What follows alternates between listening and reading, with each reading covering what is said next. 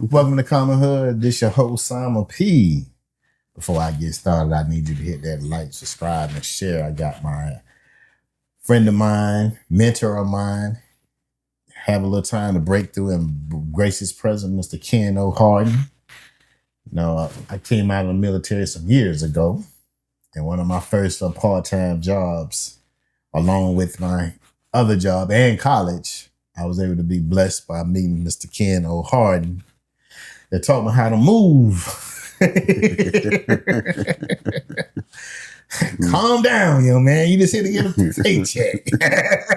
Yeah. Ken, I'm glad to have you today, my brother. Thank you for inviting me. Thank you for having me. Appreciate it. You know, yesterday we talked briefly, and I said, man, you said we should have just shared this story. And I said, come on over, Ken, because I don't think many people know what it is to be one of the first to say, I went to a traditional all black where everybody had to stay on one side of town. And you experienced the high school transition in the first year when they changed the federal law to integrate. Right. And I don't want to go in the year. I'll let you tell the year that happened. How young I am. Yeah. Well, with them wanting to shut down Williams Elementary School. School. That's where I went to elementary school. Right. You know, all black schools during those times. And when I come out of elementary, I went to Lincoln High for half a year. And then that's when they shut it down due to integration. Okay. You know, that was 69-70. 69-70. So yeah. I was part of the first class that went to Eastside. So Lincoln High, which is in Gainesville, which was the traditional black school at that time. Along with Williams. So much of everybody kind of went there. Okay. Now, on the east side, I think it might have still been Duval at that time. Yes. And Aquin Jones on the northwest side. Right. You know, high school. Right. Yeah. They all transitioning now, though. Yeah. They all transitioning. Kind of take us a little experience on what did you experience when you say you went half the year at Lincoln and then all of a sudden abruptly you was forced to go into a new school, out of your school. How does that transition, did it impact you? And just give us some experience of the things that you experienced during that time. Well, let me tell you, if we had traditional schools like Lincoln and Williams back then, your behavior ain't as it is to now. You got discipline. They know your family. So you walk right, talk right, live right. You know, it decreases the incarceration rate, you know, because when we look at the gun violence in school, we look at the dropout rate, you know, we look at the things that kids are introduced today, drugs, alcohol, you know, whatever they're being introduced today, wasn't back then. Well, did they have DCF, Department of Children and Families, back then? Wasn't no such thing. Wasn't no such thing. Wasn't no such thing. I think not that it doesn't do any good, but I think they set up a system where they put the control back into the child, where you have to contemplate to discipline your child. Okay. I think that's a big difference between today and yesterday. Well, let's go biblical. When they say train a child the way to go. Right. You had all rights to train the child the way to go back then, you know? Whether it's spanking, got that in school, you know, or whether it was home, or whether it was somebody that just knew your family. You know, so we learned to stay out of jail in our behavior. I give an example. It wasn't no such thing as, let's see, what we would call disability, or what we would call special ed, disabilities, and it was no such thing. There was no such thing. Yeah. But you always had one, but there was nothing. There was no label. If you're able-bodied, you still was able to function back then. Yeah. Well, you know, even if you were special ed, as they call it today, you still gravitate with regular students. You know, it wasn't well known. It's funny you say that. So they spent all that time separating those kids, and they just currently back in the system and trying to have it back into inclusion. It's like it's a test dummy system. Right. That's what I see going now. It's a test dummy system.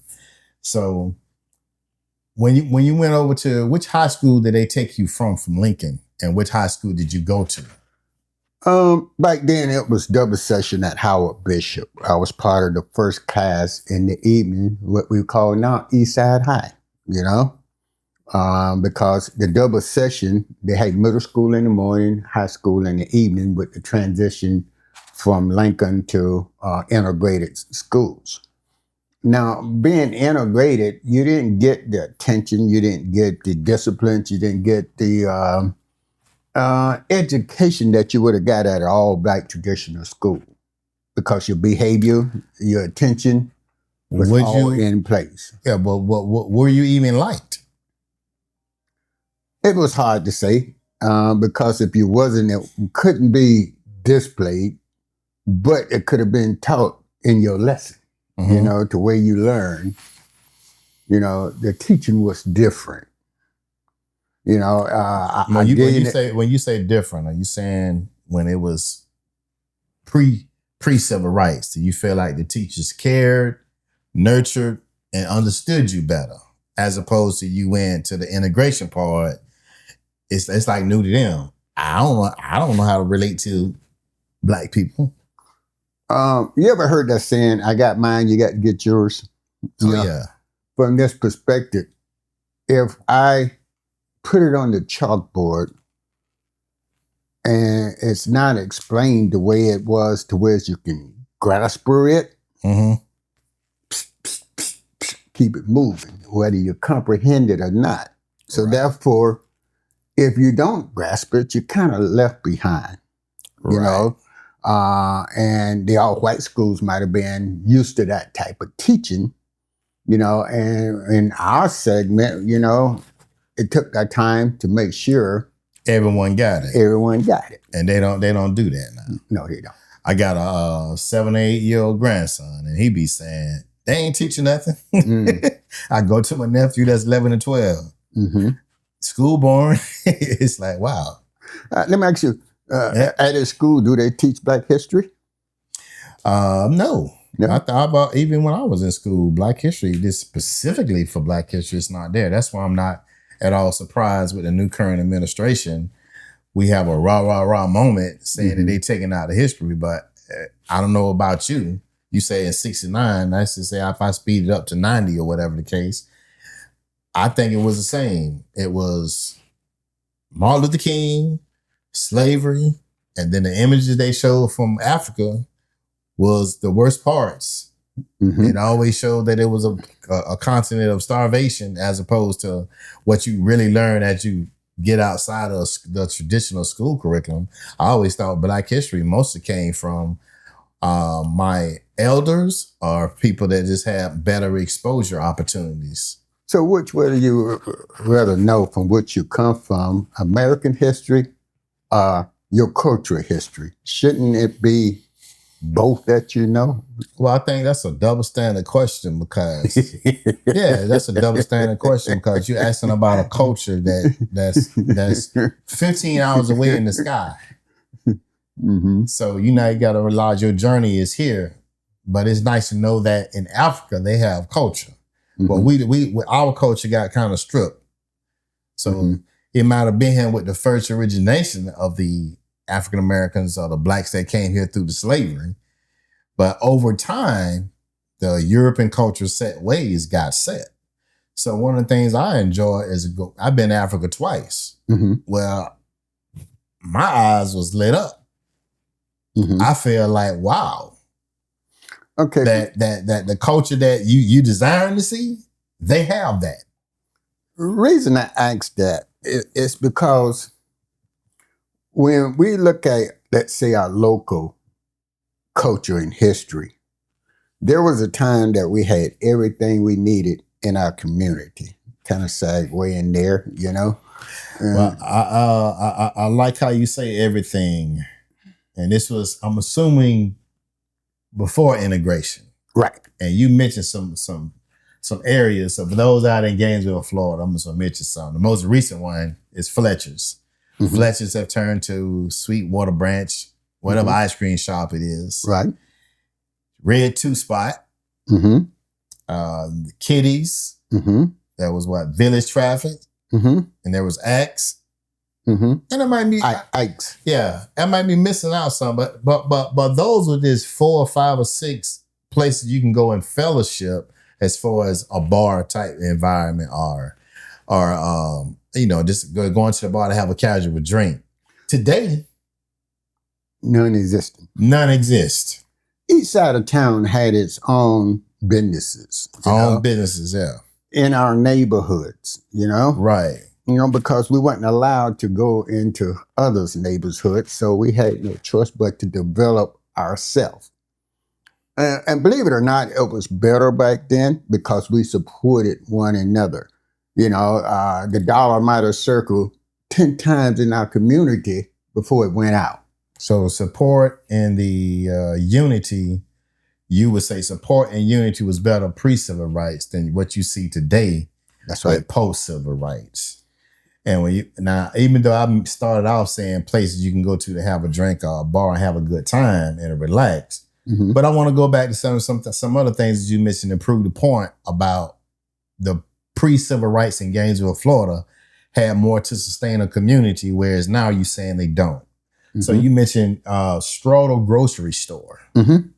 You had mentioned Russell's Barbershop. That's correct. You mentioned the Osteen Groceries, which was, I believe you told me it was white owned, but it still was in the community. On 8th Avenue. Right. 8th Avenue. Down 8th Avenue. Matter of fact, it's right there. It was located right there where the Clarence Center is currently. The currently Clarence Kelly Center, so that was there at one point.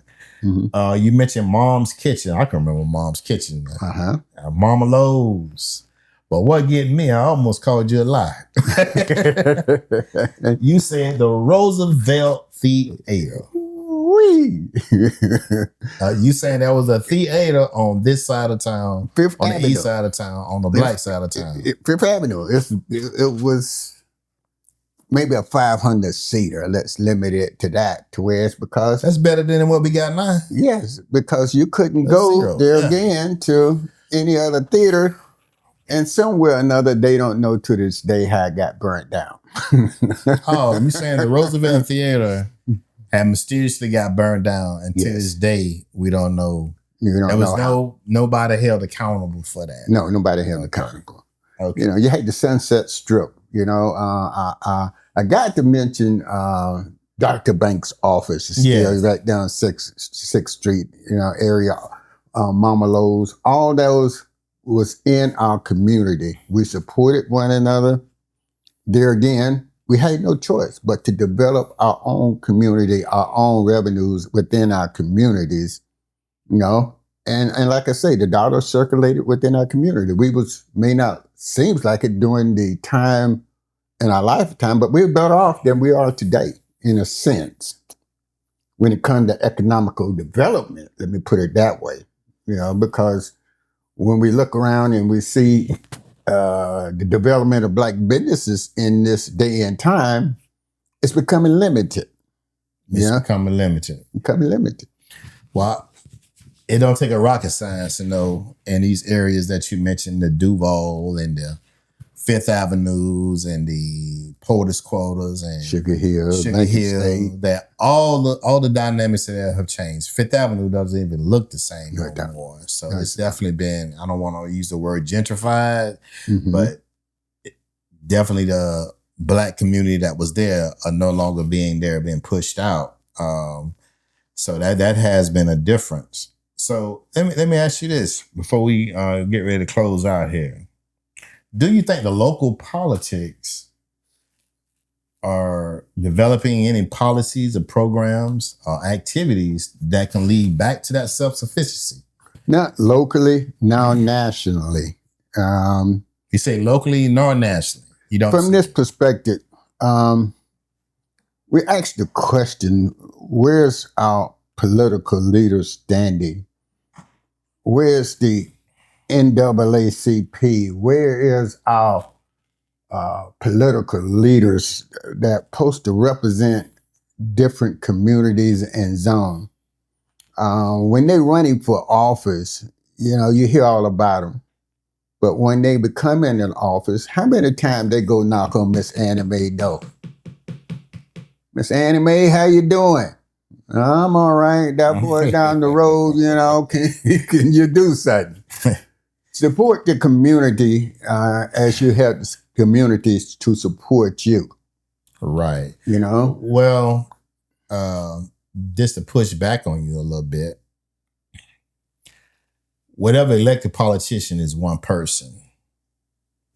And I've always felt that we vote, but there's no measurement with our vote. Mm-hmm. It's like they vote, ask you for the vote, and you vote them because they may look like you, and you just cast the vote. So there has to be a better way that for the community to structurally know what change we want to see. So let's just say if it's for getting back a community that can self-sustain itself. So let's just give one measurement that if I was elected today, what is one thing you would want me to bring to the east side of town that used to be pre-civil rights? What is one thing that would be measurable? And I think that's what a ball keep getting dropped at. That yeah, we running and going to vote. Yeah, we running, we thinking that the blue gonna be the best, which is the Democrats, or the red's gonna be Democrats, or whatever the case may be. But when they get the seat, let's just be real with it. When you're elected, you either going for power, benefits, or you really love the people.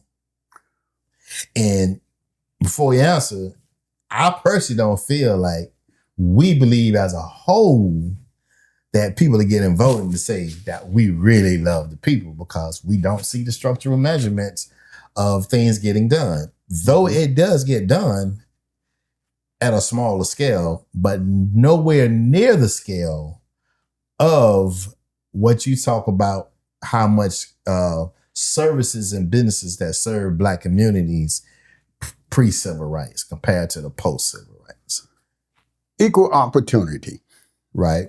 From this perspective, each community, whether it's Black, white, blue, green, and polka dot, should have equal opportunity. Why develop one side of town when you can't develop the whole side of town? From this perspective, even if from a political perspective, you got to have a business recruiter that would come in and say, hey, if you build over here, we'll give you a 10-year tax break, because we want to make our town equally, develop, and when it's equally developed, it can't help but prosper and grow. And it don't matter who's the owner of the business are. Right. I want to say this because our voice is not being heard. Mm-hmm. Politically wise, business wise. We can go spend our money all day long at the mall, but is the mall putting anything back into your community? No, it's not. From this perspective, where are our upper salon? I get you back in the days, Martin Luther King had a strong follower. What political leader, national leader, start with Jesse, that we have standing up in the gaps today to be our voice, to bring us people together, just like when they did the March on Washington back there in the days. Who could we gravitate in that leadership to bring us to that level to demand what we need in our society and our community? Well, I want to start with me and you. Okay. So I think my time could be better utilized for grassroots movement, starting with him. I just recently had Shanae Jackson here, and she said try to reach 25 people to go vote.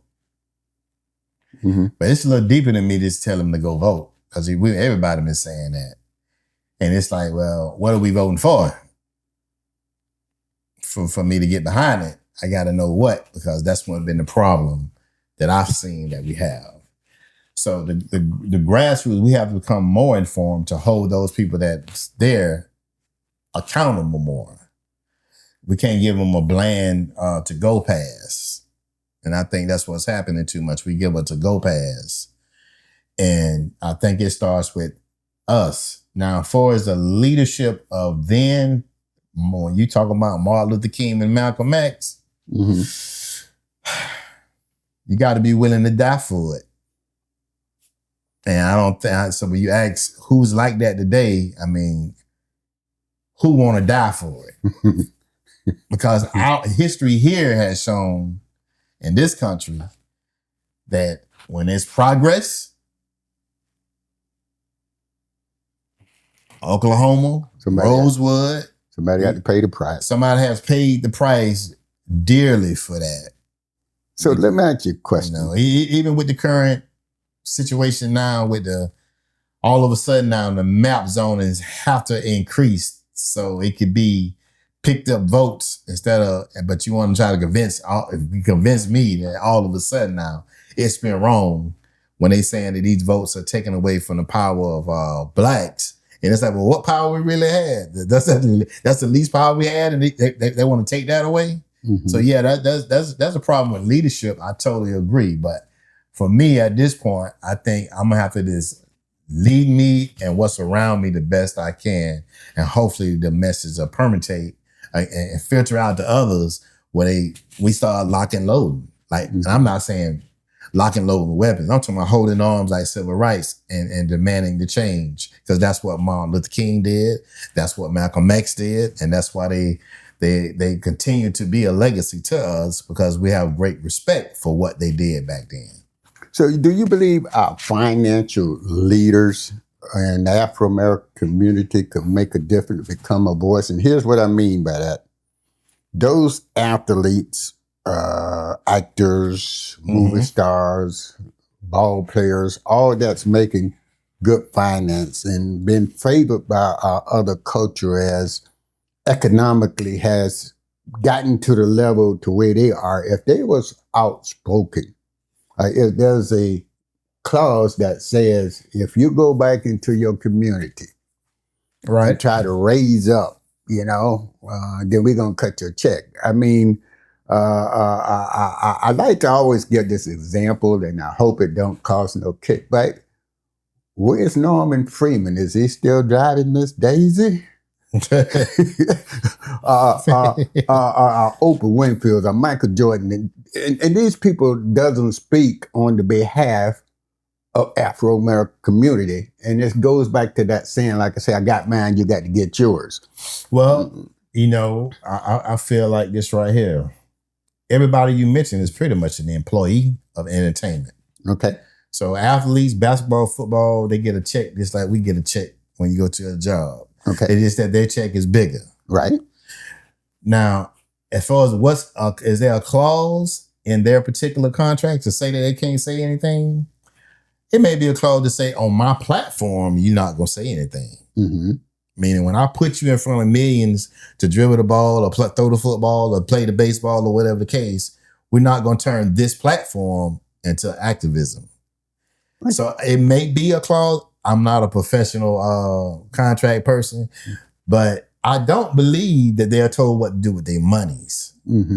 So when I say with their monies, it's like when I get my paycheck, I got options. If I want to go buy me some marijuana to get high, if I want to go to the bar and get drunk, or if I want to go tithe to a church, or if I want to go give to St. Francis, it's my choice what I do with the money after I fulfill my obligation.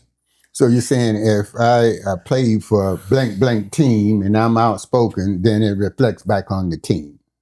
That's what they're saying, because they showed it with Colin Kaepernick. They showed it with Muhammad Ali. Muhammad Ali say, I wasn't going to fight because I'm catching hell over here in America. You want me to go fight for you? They took 5 years of his prime. All because he expressed his right that I have no desire to want to go fight for my country in that matter when my people suffering over here. So you're saying Afro-Americans don't have a voice in this race, in this... I think Afro-Americans do have a voice in the race. And I'm going to read this here. I got this here from, I don't know if people ever read the book called PowerNomics by Claude Anderson. And since you came up in the civil rights, I'd like for you to respond on it. Okay. It says civil rights was more concerned about getting along than getting ahead. I'll read it again. This is by Dr. Claude Anderson. I like that. He says civil rights was more concerned about getting along than getting ahead. So as we mentioned before, all those different businesses that we had, and then when you mentioned the analogy with the mall, I'm like, well, maybe the white ice was better, as Dr. Claude was saying. Everybody wanted to say, I want to go taste the Colonel fried chickens. I don't want to taste your fried chicken no more. Ooh, I'll go over there to the Colonel. It ain't tasting good, but the service is good.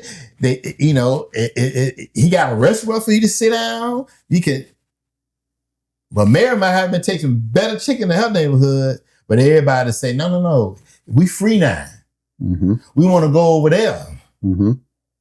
So collectively, it's going back to grassroots on what we can do. That if we control the education, maybe those athletes, entertainer is doing the same thing. You got the same story when you see somebody get drafted. My situation gonna change. My situation gonna change. My parents gonna change.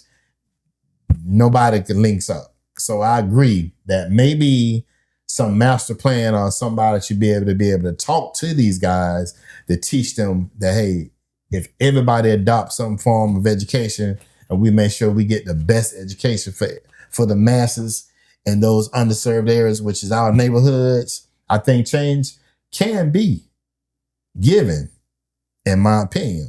But that was just interesting for me to say that we'll be more concerned with getting along and getting ahead. All right, let me answer that in two parts. Go ahead. Back in the civil rights days, we wanted to be treated equally. So that's the answer. We wanted to get along.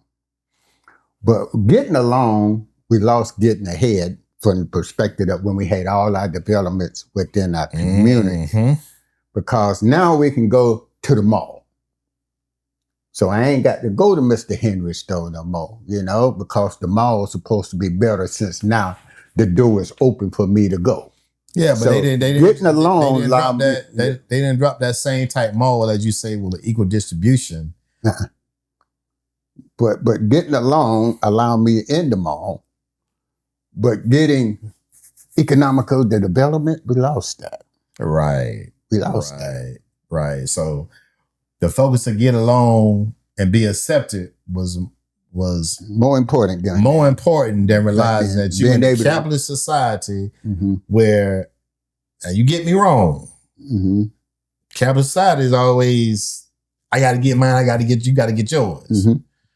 You know, when we use the word socialist, it's like, oh no, we don't want to, I don't want to make $1 billion. I got to, you tell me I got to split $1 million in this community because they need help. Oh no, they on their own. Yeah. That's what we're experiencing. So as they call it, trickle down economics, it's like, I'm still looking for it. I don't see it. Well, that's what the civil rights movement was all about, being able to be treated equally, you know, be able to ride that bus, you know, the March on Washington. We had to fight for our rights. Well, when I learned about the two leaders of Malcolm X and Martin Luther King, I respected both, but I liked the Malcolm X better.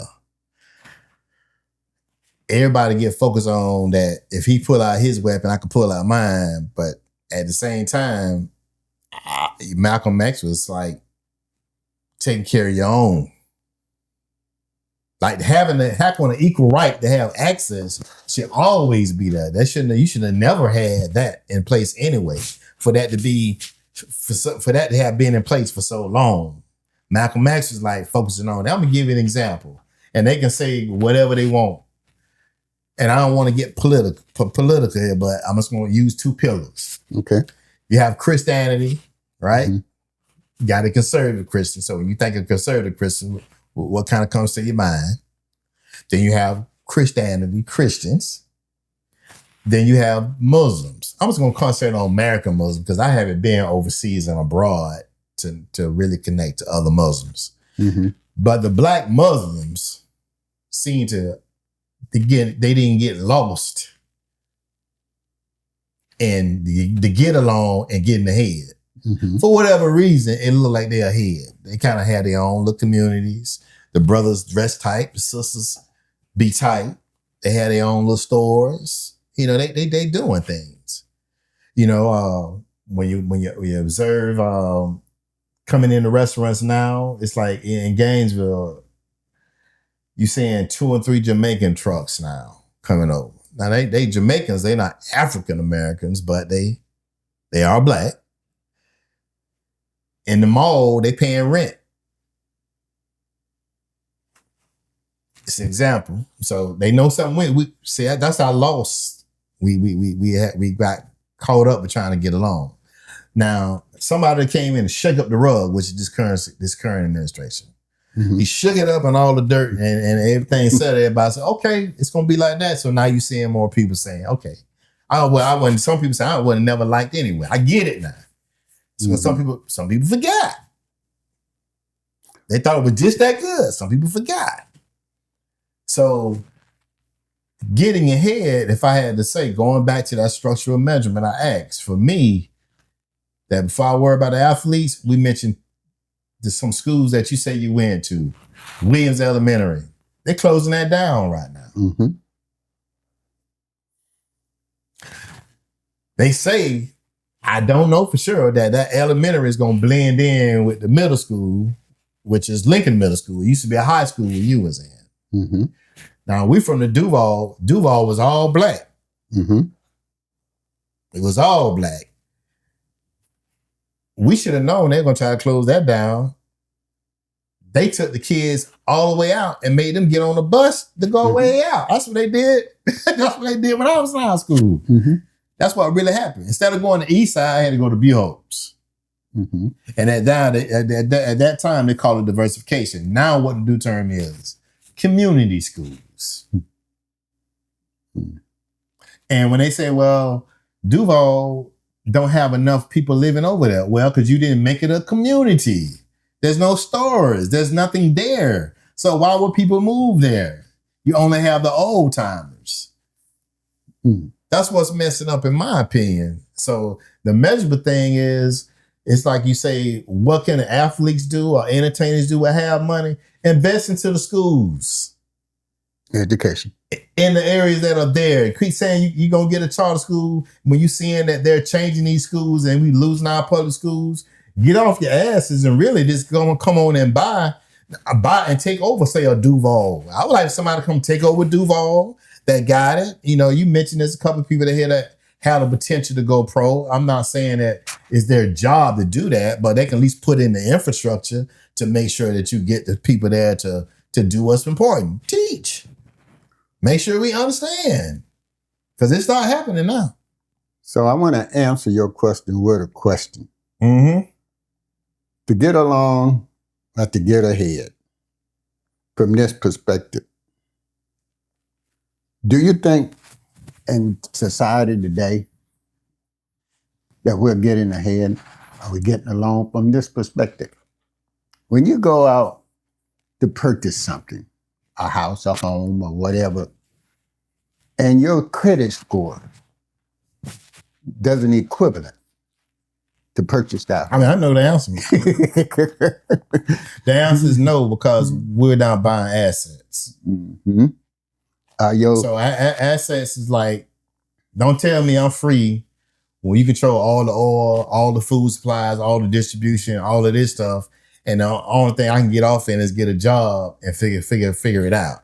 And so the answer to that question is resoundingly no. And your income it's level. Better as far as more monies. Well, inflation caused you to have to make more money. Your income level doesn't equivalent. All right. When we look at this market in town,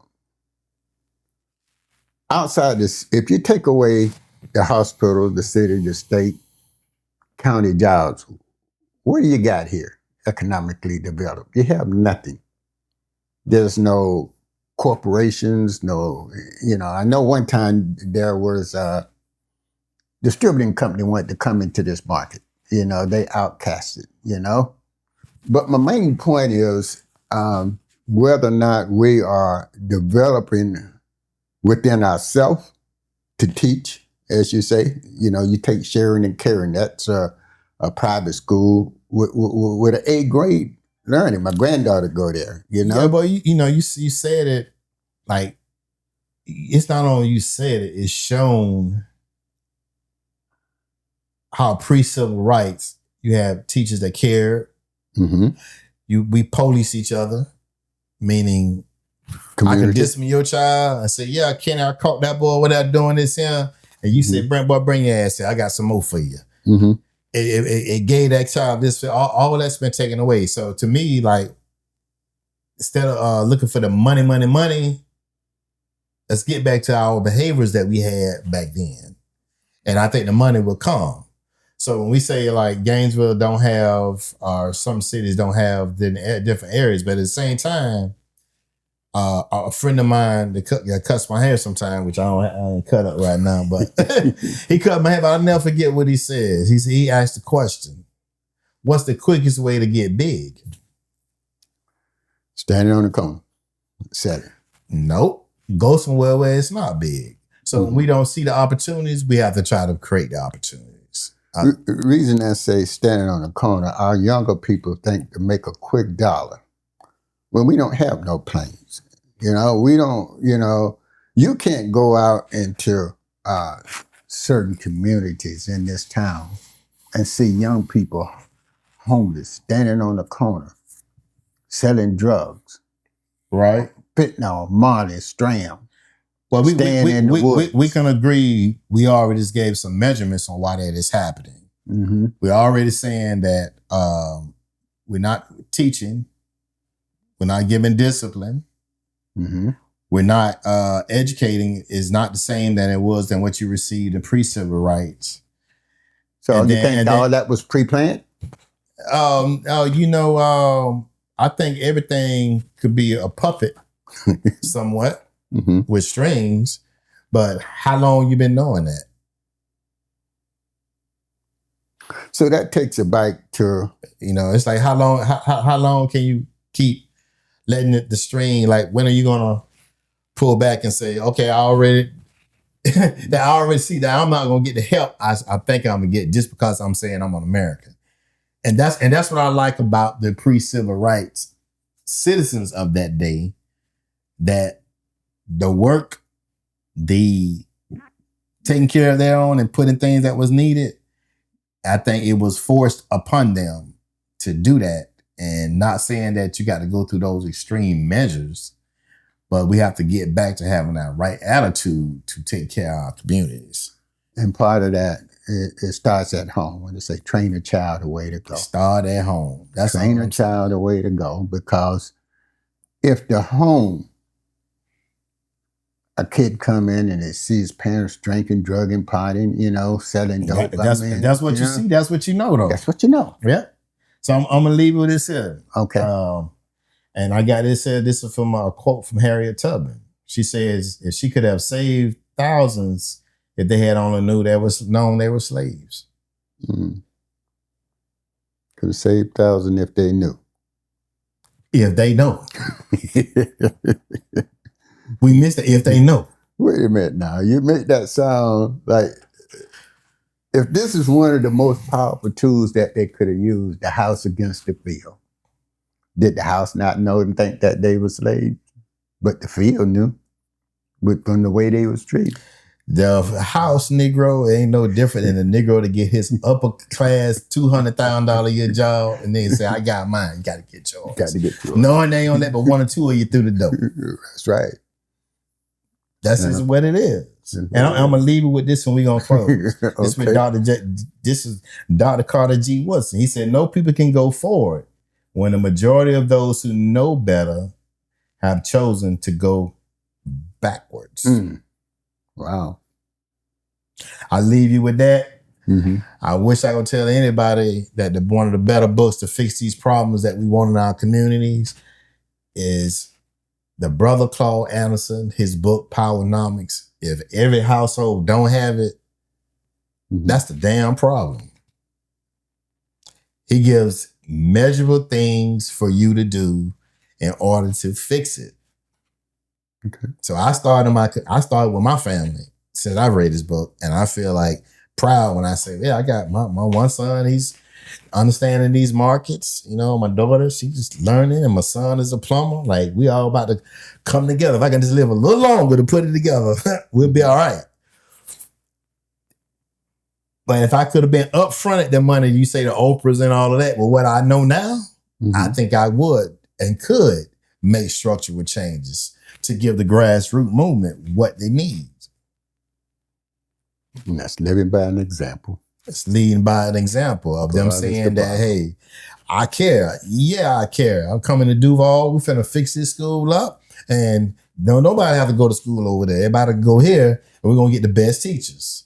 You know, we got the best teachers. So we can start this with that. We have all these HBCUs. That's another thing. Get away from the HBCUs. Like, if I had to tell something for the multimillionaires, make it where the HBCUs don't need the state money. Don't tell me what I can teach at the HBCU. Let's go back to why it was a HBCU. It was a HBCU because of what? You said I couldn't come to your school. That's how we got here. So let's not forget that. So now you're going to tell me what I can't teach? It's just little things we can change. And for me, it starts with this changing our mindsets. If I think we can get back to that pre-civil rights mindset of hard work, discipline, being focused, and wanting to take care of your community. You know, from my understanding, they didn't have what they called the ghettos until we kind of integrated.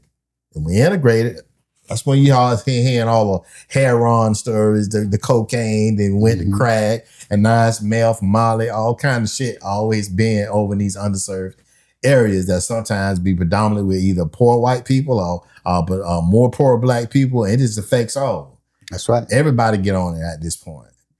So that's my conclusion, man. I appreciate you coming through. Hey, I thank you for inviting me. This is Simon P. Please hit that like, share, and subscribe. We out.